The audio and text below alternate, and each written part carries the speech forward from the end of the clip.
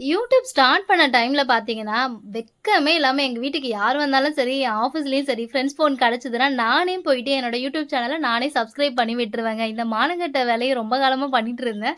ஐ மீன் ஒரு 120 சப்ஸ்கிரைபர்ஸ் வர வரைக்கும் பண்ணியிருக்கேன். ஸோ அதுக்கப்புறம் வந்து பார்த்தீங்கன்னா, ஒரே ஒரு வீடியோ 180 சப்ஸ்கிரைபர்ஸ எனக்கு கெயின் பண்ணி குடுத்துச்சு. அப்பதான் நானே நம்புனேன்னா பார்த்துக்கோங்களேன். ஓகே வேலைய ஒழுங்கா பண்ணா எல்லாம் ஒழுங்கா நடக்கும்னு சொல்லிட்டு, இந்த மாரி வேலைய நீங்க யாரும் உங்க யூடியூப் சேனலுக்கு பண்ணியிருந்தீங்க அப்டின்னா, ஒரு லைக்க தட்டி விட்டுருங்க. அண்ட் இந்த கஸ்டமர பத்தி சொல்லியே ஆகணும். இந்த ப்ரௌனீஸ் லேப் மயிலாப்பூர்லேருந்து தான் ஆர்டர் பண்ணியிருந்தாங்க.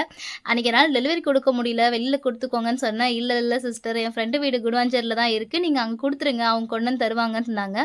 அந்த வீடு பார்த்தீங்கன்னா, ஒரு 4 கிலோமீட்டர் டிஸ்டன்ஸ்ல இருந்தது. ரேபிடோ போட்டு குடுங்க. நான் பே பண்ணிக்கிறேன் அப்படின்னு அவங்களே சொன்னாங்க. சரி நம்ம கஸ்டமருக்கு ஏன் ஒரு ரூ. 90 செலவு வைக்கணும்னு சொல்லிட்டு நானே வந்து டெலிவரி வேலையில இறங்கிட்டேன். ஸோ என் ஹஸ்பண்ட் ஃப்ரீயா இருந்ததுனால அவரையும் கொஞ்சம் டிரைவர் வேலைக்கு கூட்டிட்டு 2 பேரும் கிளம்பி போயாச்சு. அண்ட் அப்படியே வரும்போது ஒரு ஜூஸையும் குடிச்சுட்டு வீட்டுக்கு வந்துட்டோங்க.